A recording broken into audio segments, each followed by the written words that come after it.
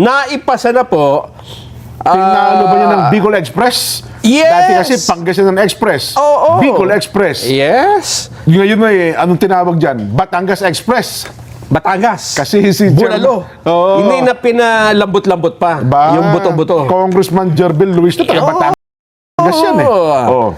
Ang boto po, 54, 54 bumoto para ideklarang sufficient in substance. Aba, may sustansya. Meron. Okay. Isa po ang nag-abstain at isa lang ang tumutol. Ba, meron pang isang naglakas loob ba? Si Congressman Bong Sontay.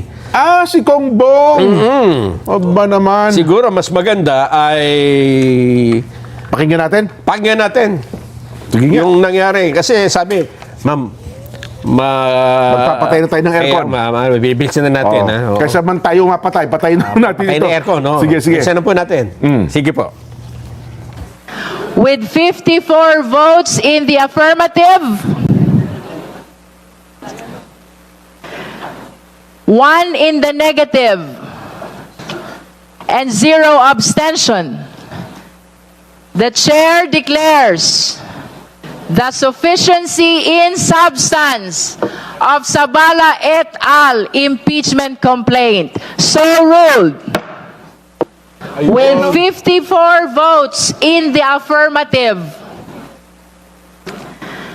and 1 vote in the negative with 0 abstention, the chair declares the Cabrera impeachment complaint sufficient in substance. So ruled.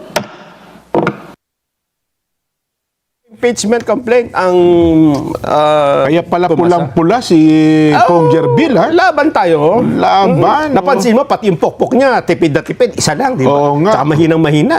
Oho.